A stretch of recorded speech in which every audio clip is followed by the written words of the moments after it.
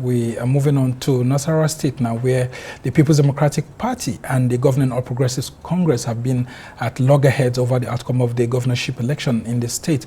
The latest of the hostilities between both parties is an allegation by the PDP accusing the APC of conniving with the Independent National Electoral Commission, INEC, and security agents to manipulate the governorship election result. This has led to several protests by women groups, with the heartbreaking pictures of some of the women going half naked to alleged manipulations of the outcome of the polls. Now, some groups are urging all the aggrieved parties to reduce tension in the state and head to the courts.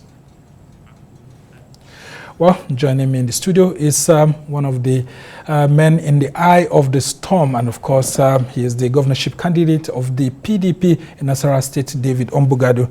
Thank you so much, David, for joining us. You're a former member of the House of Representatives. You've gone into this election, and there's a lot of tension. Let's start from there.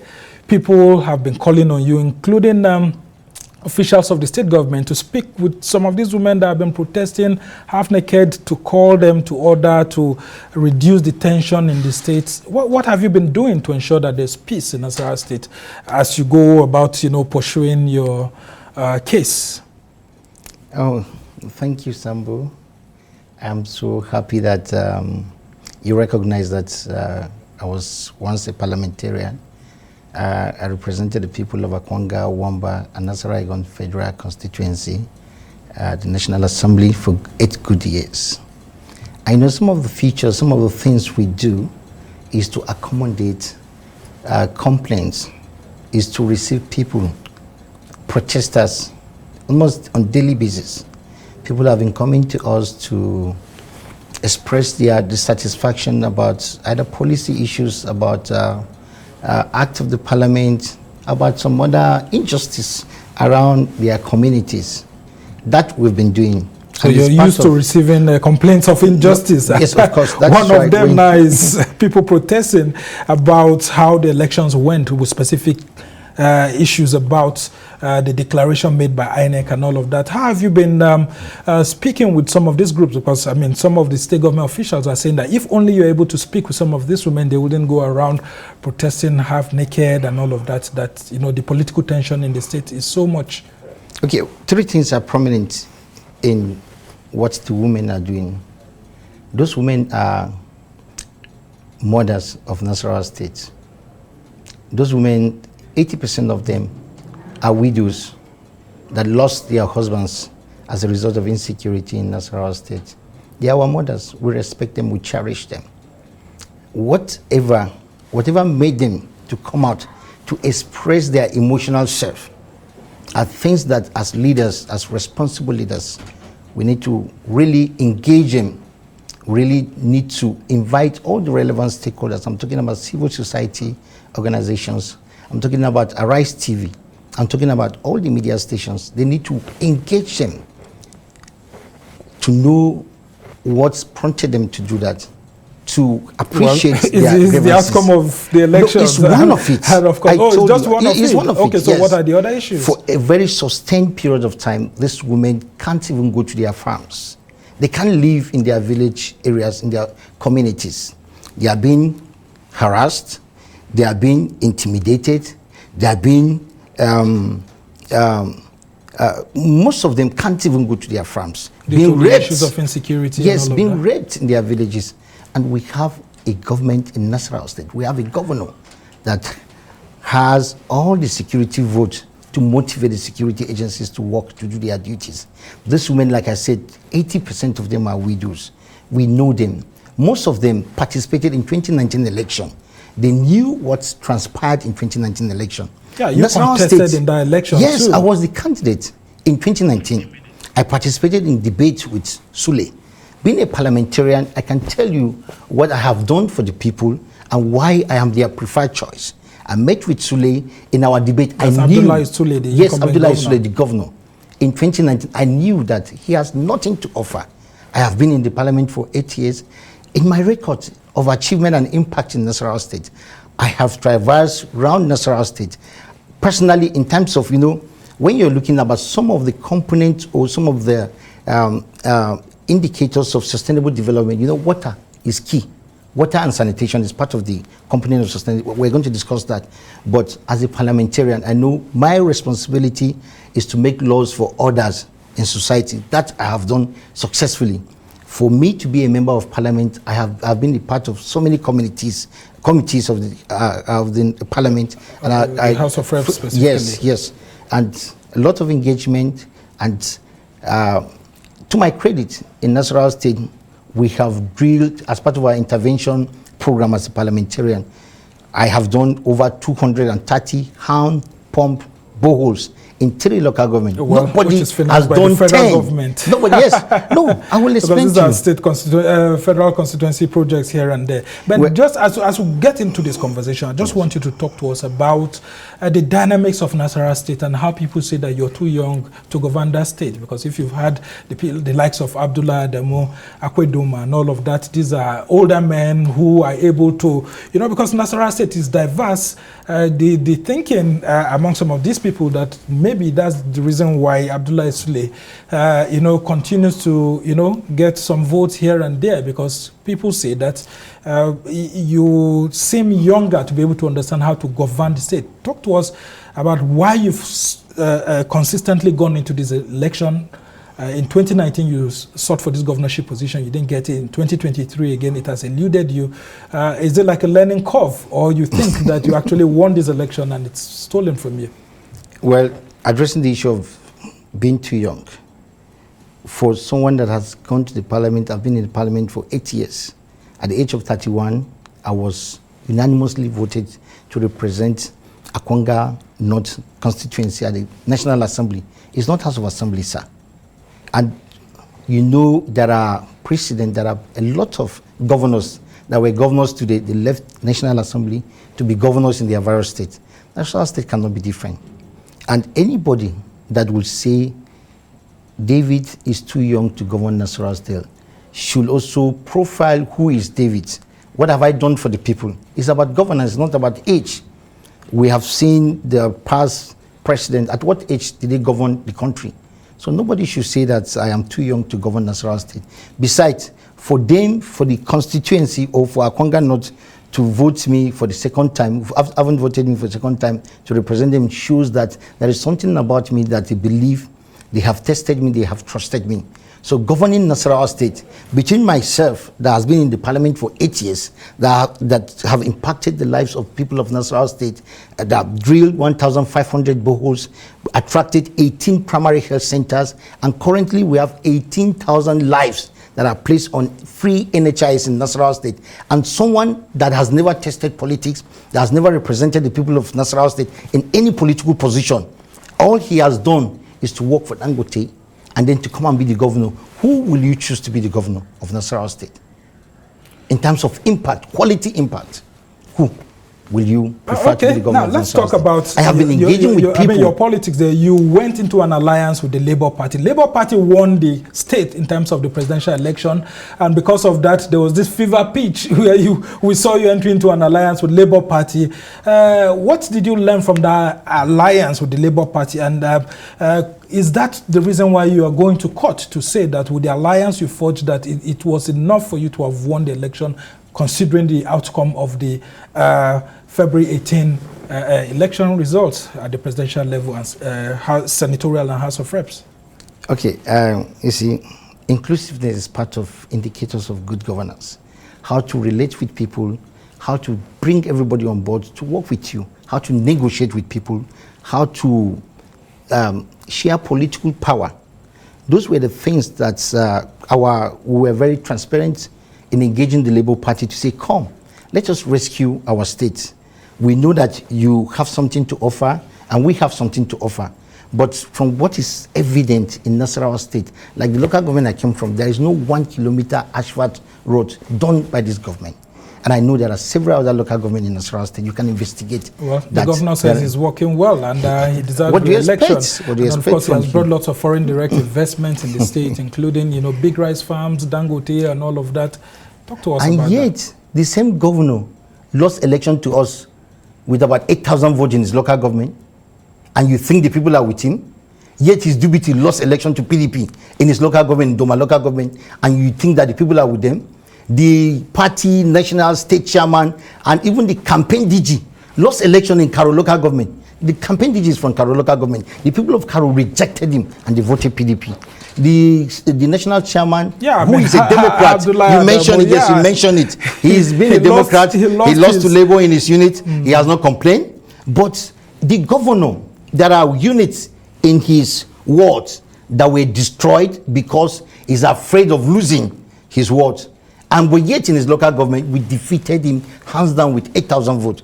We don't want to talk about that. But for him to lose in his local government, for the deputy governor to lose in his Doma local government, for the state chairman to lose in Kokona local government, and the national chairman in Kokona local government, for his campaign DG to lose also in Karo local government, what does that tell you?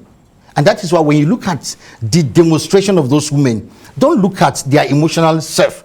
Look at the message they are carrying. Yeah, but some of the APC guys said that you're sponsoring some of these women, and you should call them to order because that's the allegation. What do you make of that? What do you expect? They are in their thousands expressing, I told you, expressing their dissatisfaction. It's not about the women, it's about the people of Nasarawa State. But the majority of them, you would be surprised that this same woman set up a situation room to monitor the progress of the election. I know I was in my house watching the progress in Channel Television, watching the progress in Arise Television, monitoring. The whole world was monitoring what was going on. Some of your supporters were already jubilating that you had won. This woman, before I declares the final result. What do you expect from a mother, a widow that lost her husband as a result of insecurity, so that the download on IREV was 99.5%?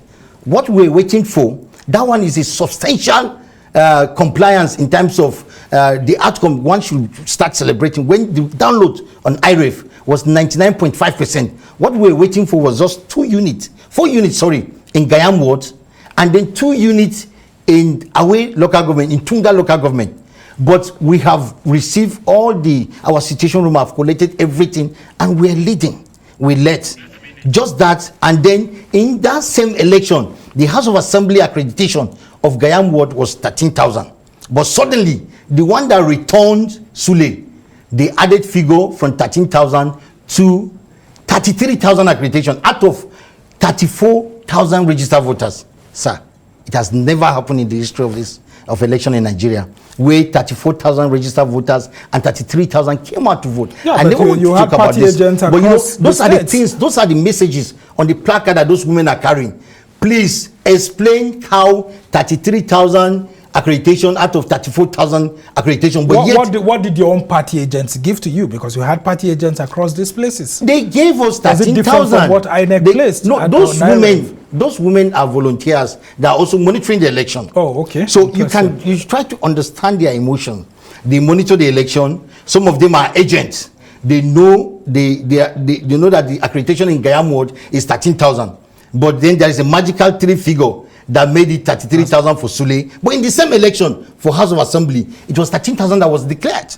And yet someone was celebrating. Well, this sounds similar to what happened in Obingwa local government in Abia State.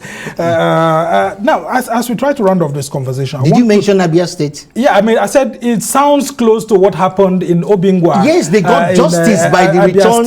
Yes, they got justice by the return officer, the state return officer. Yeah. But in our own case, you know the provision of Section 64 that said whether you are a professor of forensic or professor of science, I'm talking about those that came to return Sule in Nasarawa State, being a professor of forensic, professor of science, and yet the provision of Section 64 of the Electoral Act said verify there are conditions for pronouncing, for announcement. Our agent raised objections and wrote petition physically and handed over to the professor that came to return Sule, but yet he never acted on it. He kept telling people that his own responsibility is to be an announcer. I want Nigerians and civil society to begin to look into the conduct of public officers. When there are constitutional, when you're given the responsibility, look at the condition of what you should do. If Section 64 of the Electoral Act says verify, there are conditions, verify. So long as you verify, you collate and make sure that your figures are correct. But you're coming to receive, to announce. It's not the responsibility of returning officer. And those are the things that those women agitating. As we try to round off this conversation, so short. Well, I mean, you've already made a lot of points here. The groups in APC are also beginning to come out to protest against these women who have been protesting on your behalf, and some of the PDP-led groups that have been protesting in the state. And there are fears that if the APC and PDP groups continue to protest, that there may be a breakdown of law and order in Nasarawa State. What are you doing as a stakeholder to ensure that there's peace in Nasarawa State? You see, we are all players in the democratic space in Nasarawa State. There has never been any record of violence or attack or counter-attack. But for those that are seen to be losers and those that have won, it's a community of families that some are Christians, some are Muslims who are living together in the same house. Some of my good friends are in APC. And we live together, we eat together, we work together.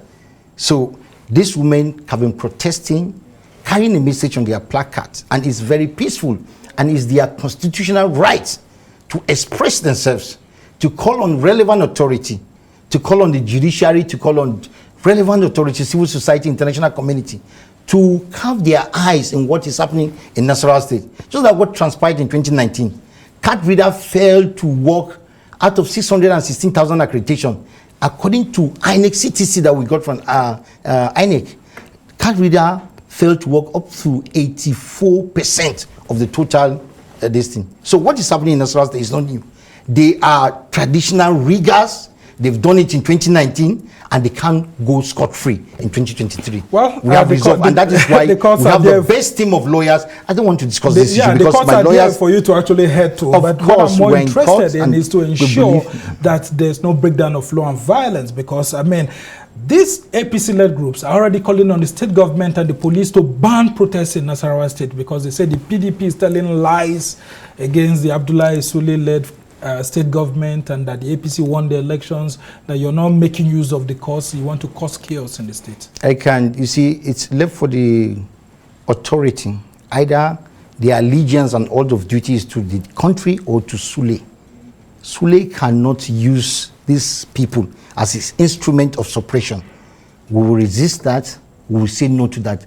And that is why nobody can stop us from going to court. And we have submitted our petition to the tribunal to get justice, because I'm a product of justice. Ombugadu versus CPC, you know the story. Yeah, I mean, you were one of those people that came with the Buhari train in 2011. Yes, judiciary is there to protect the mandate of the people of Nasarawa State. And those women that are protesting are not just protesting, but they are conveying a message. Give it to them. They are responsible mothers. The governor came out to accuse them that they are prostitutes. How can the governor of a state come out to accuse our mothers? There is a student that called me, and another person from US, that my mother is among those women. I am supporting what my mother is doing, because she is supporting the deepening of democracy in Nigeria, that he told the mother to go ahead with what she's doing, but yet the governor is calling his mother a prostitute. And those, our mothers, prostitute. That's terrible indeed. Of course, we shouldn't have that in the political conversations. But like I had said earlier, there are these calls for the state government and the police to ban protests. What would you be doing on your own to ensure that even those who come out to protest in support of you do not get engaged in acts of violence that could actually trigger, a breakdown of law and order? Because, I mean, the APC guys keep saying that you are sponsoring some of these women. That's a very strong allegation. I told you, they are free to say how much is the worth of sponsoring that can make a woman, a mother that has lost her husband as a result of misgovernance in Nasarawa State, to come out naked. How much do you think is the cost of making a woman to go out naked? They are women, they are Nasarawa State mothers that have come out to express their grievances. They have come out to express, to say enough of suppression, enough of intimidation, enough of insecurity. And that is why they are demonstrating. We have advised them, knowing that it's their constitutional right to protest peacefully.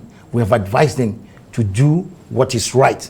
Because, of course, as a responsible person, we don't want any violence in the state. So we advise them, do it peacefully, and if you see them, you see that they are doing it peacefully. But what I want Nigerians and civil society to look for is the messages on what they are carrying, is the messages that they are conveying. the cry of widows of Nasarawa State, the cry of those people that have suffered suppression and election rigging in 2019 and 2023, are saying that they need justice in Nasarawa State, because they know that the person they have voted, the person that have won on IREV, sir, it will amaze you that if you go to IREV and collate all the results, I'm still the winner. Today, I am their governor-elect. Wow. And to Sule and those that supported and conspire with him and pronounce him the governor, I believe judiciary will do justice and reclaim the mandate of people of Nasarawa. You believe the judiciary will do justice, and it's good to know that you believe in the courts, and that's what we like to hear from politicians when we have them on Arise News, following the proper procedures to actually get whatever grievances that you're having, tackled by the system. And we'll continue to watch out, and then of course appeal for calm by leaders of all political parties, including state government, to ensure that tension is not heightened in this state. No, there's no tension at all. There's no tension at all. You all play by the rules. David Ombugadu is the governorship candidate of the People's Democratic Party in Nasarawa State. We must thank you immensely for being on Arise. I will continue to urge you to play by the rule book, follow peace, and then ensure that your supporters contribute to peace too. And that's how it's been on this edition of This Week on Arise News. We want to thank you for taking the time to listen to us. We want to also thank our correspondent earlier on, Mary Chinda, who got in touch with us from Adamawa State on the ongoing supplementary polls, and we're all awaiting the collation and the outcome so that we don't hopefully get any other inconclusive elections again. But that's where we'll have to leave it from now until next week. Thanks so much. I'm Sam Nasambo. See you next week.